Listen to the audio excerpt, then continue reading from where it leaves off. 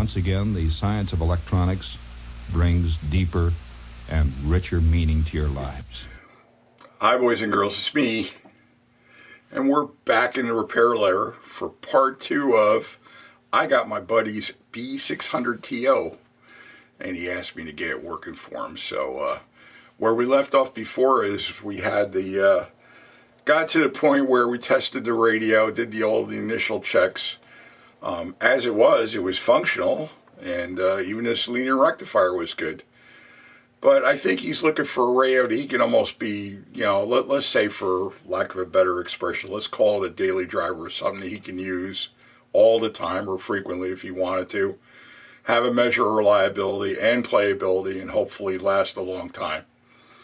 So that's the objective here, and here's what I've done to his radio since you saw it last.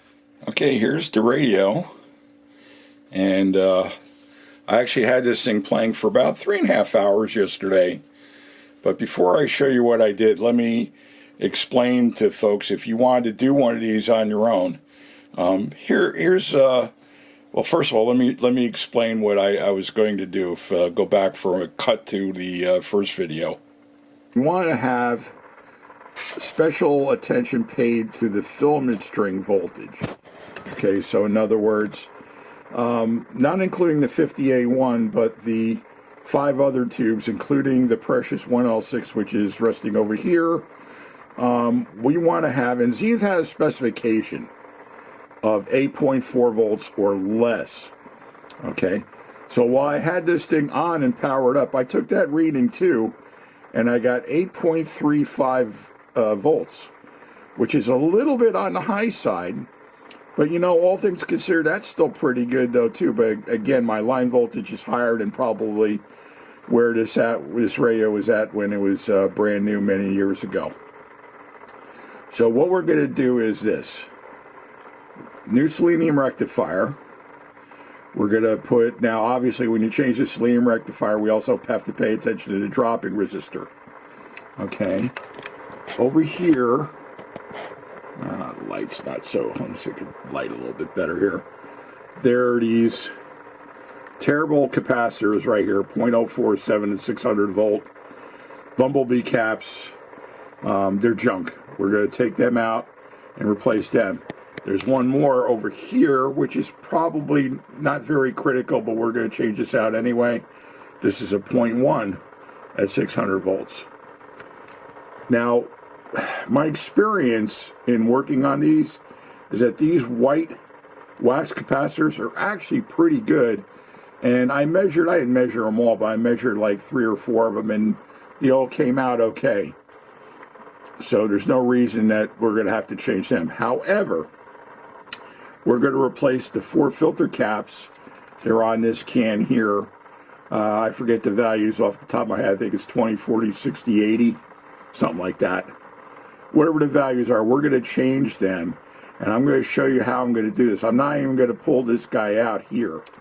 Now, there is one more capacitor in here, electrolytic, but it's not really going to play into why we're having line hum, and that's this guy under here. I don't know how well that's coming through on the camera, but where I got my pointer, this 12 microfarad electrolytic, and they're very rarely bad, and I would almost bet the farm that that one's probably good.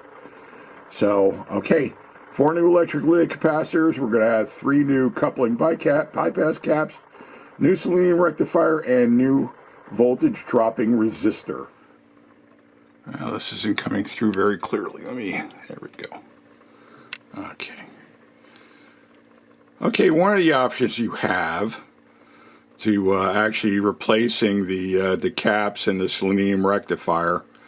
I have my laptop here, and I'm showing you a piece from eBay, and there's a gent that sells these filter packs, or he's calling them Trans Oceanic filter packs. I don't know how well you can see that. So I've got a couple here. You've got one with basically replaces the filters, the rectifier, and the power resistor. You've got another one here where apparently this is a board days revised several times, and it's got the 51A1 built in, so it bypassed the original tube. And I think I saw one more up here Here's the original filter pack. It says here, whoop, let me get it on here. Filter pack 5 plus filters, rectifier, power resistor, and more. Well, you could do that. I don't know. I'm not saying that, I'm not recommending that you buy one of these. If you decide to go that route, you're on your own. I personally prefer to do it the old school way, and let me show you what I do. All right, boys and girls. Here's all my work so far up to this point, and let me explain what I've done. The original selenium rectifier and dropping resistor is gone. What I did is that over here you'll see this terminal strip with 5 loops on it. What I've done is that the bolt that held the selenium rectifier in place, I reused that bolt and mounted this strip here, and I just took a Dremel and cut the length of this stud down so it wouldn't be protruding out, and kind of got ugly and sloppy. So by doing so, it allowed me to, on this terminal underneath, I think it's not showing very well, but there is a 1N4007 diode, which is taking the place of the selenium rectifier.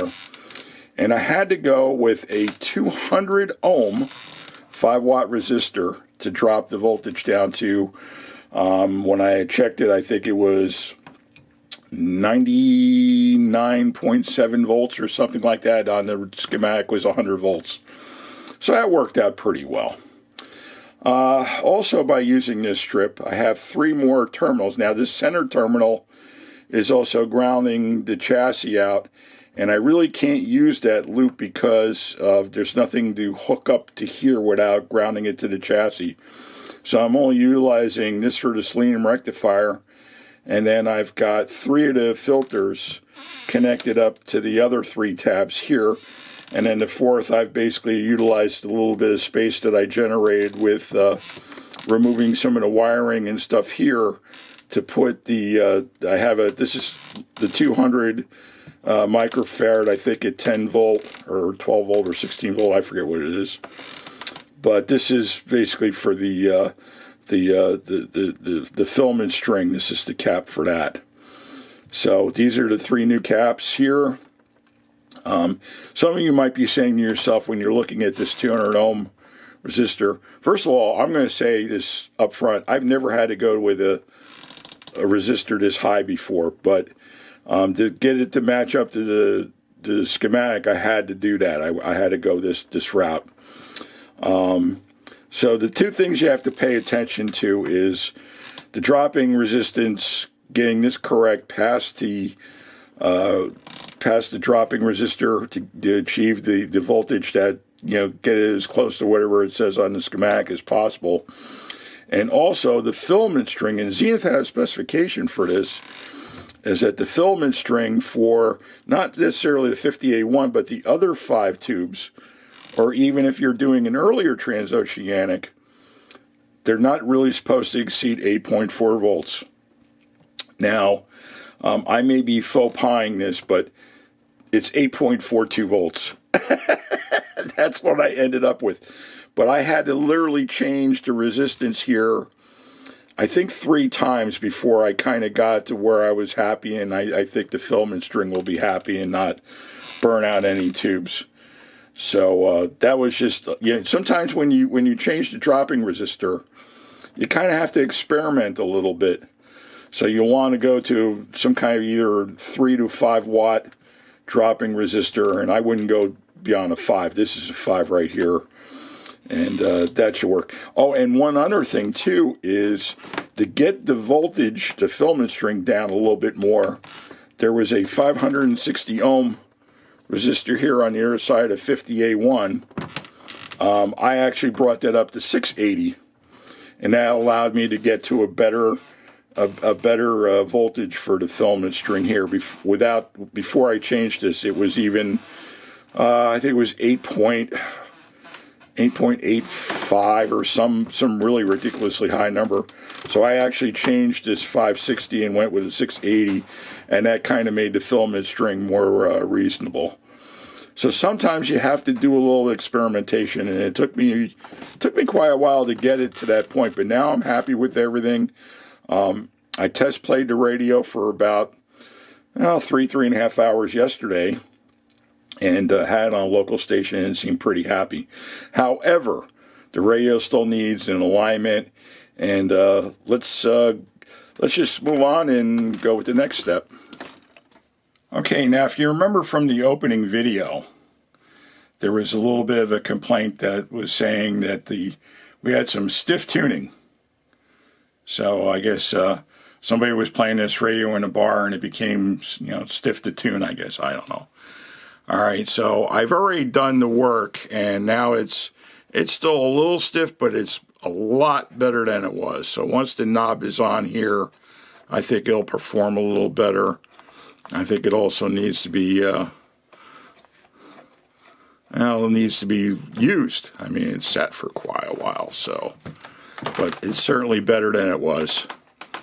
Okay, but let me show you how I got that problem solved. All right, I don't know how well this is coming through on the picture, but I also wanted to point out too that there's pretty good tension on both this. There's two tuning strings on a 600 series TO. Okay, there's the string that just basically goes between. There's two pulleys on this here. Okay, one of them is for the dial pointer that goes up and around up top. The other one is for the bread slicer here. Well, the tuning string on the bread slicer is a little bit on the tight side anyway, so unless you try to change the string and loosen it up, you're not going to really make a difference on that anyway unless you restring it. Now, I think most of you would probably elect to do what I do if you were in my shoes, and that would be just to make sure that all these little pulleys here, there's 1, 2, 3 here, all right, this pulley here and the bread slicer are about as well lubricated as you can. So what I like to do is I like to use a lightweight oil, like a 3-in-1 oil is good. Sewing machine oil, do not use grease. If you use grease, then it's going to have a tendency to eventually dry up, and these things are going to be even stiffer than what's at the factory. So I put a little bit of a drop. I move these pins out of the way, a little bit of a drop, not very much. You don't need a lot. Also on the shaft of this pulley here, I put some on there. And then here, let me move the camera so I can get a better shot of the bread slicer here. Remember, folks, I'm a trained professional. Do not do this. Well, you can do this at home after you pay attention. There's a set of ball bearings here. Take the radio and just tilt the radio so that it's up, facing up like this. All right. Then go ahead and put a drop of oil here, and then maybe just one little bit between all these sections here. You'll also maybe want to keep either a Q-tip or some kind of like maybe a paper towel handy just to wipe up the excess. You don't need very much. You only need a little bit, and I want to emphasize that, because if you use a lot, you're going to make a big mess, and then you're going to be, you're going to have to come in here with a mop and literally swab the top of the radio off. So that's really all you're going to need. So I think I've pretty much gotten that problem solved. So now, I would think the next step is we need to do an IF alignment. So why don't we get to that? Well, I don't know how to say this, but these are the alignment instructions for the radio, and the first bit of it's kind of laughable. I mean, I understand why they're saying that, but it says use battery power if possible. If AC power is used, use an isolation transformer when available. If not, connect the 0.1 microfarad capacitor in series with the low side of the signal generator and B-. Well, if you use battery power, you have to have the plug-in on the radio, and it comes in from the side, and you've got to do the top and the bottom of the IF cans, which means the thing's got to be sitting vertical, kind of like this, like I have here on my bench.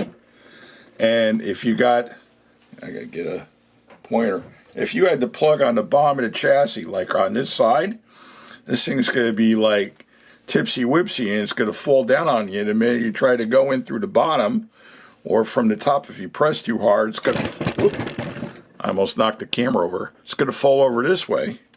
So, anyway, I think what I'm going to do is I'm just going to probably hook this back up to maybe my my power supply, because that's got a built-in isolation transformer. It's so you don't zort yourself if you touch something here with this thing powered up. So I get why they're saying that. It's just kind of a safety thing. So this has some validity to it, but it's just not totally practical. This Burnwood's excited to be here. Hey, buddy. Dave's trying to make a video right now. Okay, buddy? Okay. So, I did follow the instructions, and I did the 2 IF coils, and I did the AM band, and found something that was way off. I got to turn the radio around a little bit so that everybody could see a little bit better. Now, better radios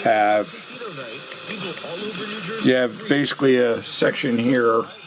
This is a 3-section cap. The one that's missing the screw, this would be the oscillator. Here, the detector, and then the antenna trimmer.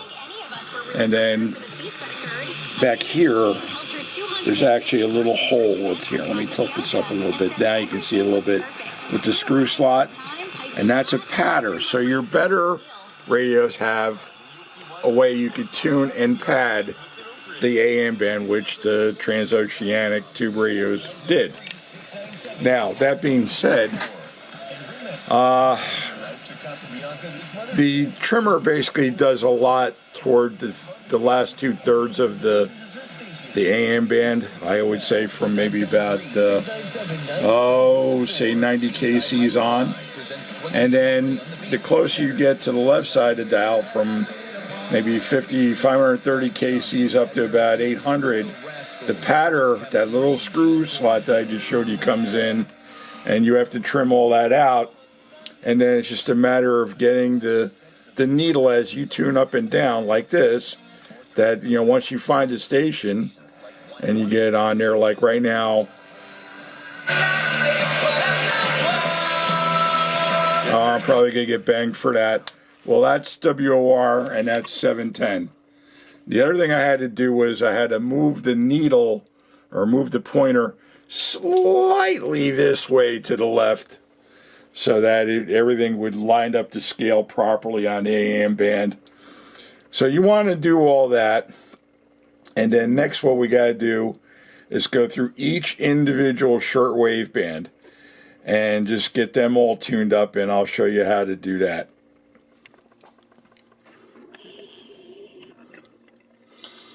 Okay, we've made it so far to this point.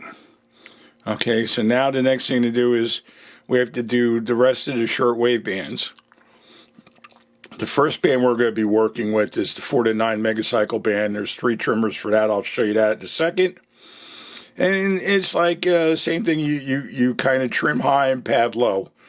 So you've got trimmers and padders for either side of the band, and this is where you set your generator frequency here in this column, band switch position 4 to 8 in this case, and then radio dial setting. You trim high is 8.75, pad low 4 1/4. So we got to do that for this band first, and then we have to do this with all the other bands. The trouble is that when they change transmitters, they're in the wrong direction. So they might tell you to go to one of their transmitters, and there are certain parts of the country that they just go away. You can't get it. So that's why a good antenna is very vital, because shortwave transmitters have antennas that are pointing. They're actually sending the signal towards something. And WBCQ, they point their antenna southwest primarily because they're in lane.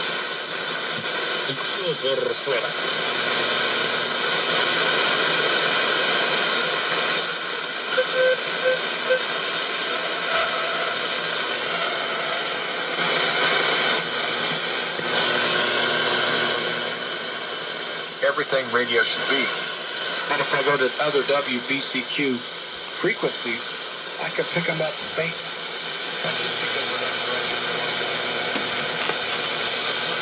It's not bad considering how noisy it is in here. All right, I'm going to move up. That was the 4 to 8 megacycle band here. Now I'm just going to move up to 2 to 4 and just keep working my way up. You got 3.9 here, so it's A15, A16, A17, 3.9 megacycle. That's tuning. And then we're good at pad low at 2.1 megacycles. Oh, and we got, let's see, over here too, I forgot. We've got A19 and A20. I don't see an A18. Oh, here's an A18, but that's different. Okay. Well, I got done making the top 4 band switch adjustments. There's only one adjustment, really, and that's these 4 trimmers here on the tower or the band switch tower where these coils are actually closest to the radio itself. So you got here is 17, you set this up for 17.8 megacycles. The one above that is the next band up, 15.2. Next band up is 11.8, and then last is 9.6. And you just basically get it centered on the band. It's like you're tuning for the center point of the band, high and low, for these 4. So I've done that, and I'm going to turn the radio around here, turn the camera around, and there's the radio right now. And let's see if we can. I have a crappy antenna set up here. Let's see, which band am I on right now? I'm on the 19 meter band. Let's see if we can get anything here.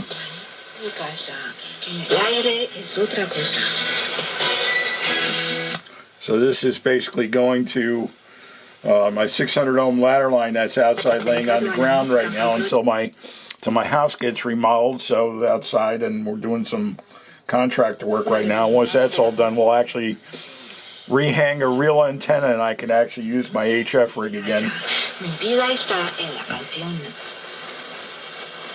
It's about 7:30 at night. Well, it's kind of struggling to get WWV. Let's go to 16 meters. Let's go all out here.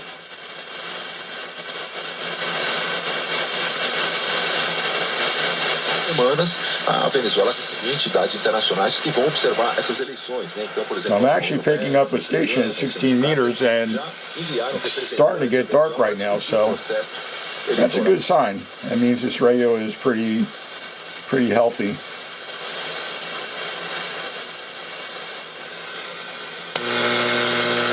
Of course, it's also very noisy in here.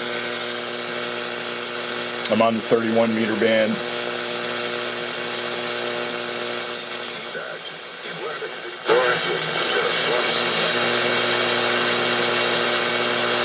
So it's getting stations with the better antenna and less noisy spot. This would probably be working rather well. So the alignment's done, and I don't know. I think there's really not much to do other than to dust off the chassis, and I'd say it's probably ready to go back in the box. So that'll be it for today, and I'm hoping that I can see you folks again real soon. And thanks for watching. Don't forget to like, share, and subscribe. Take care. Bye. This is WOR-AM and WOR-FM in New York.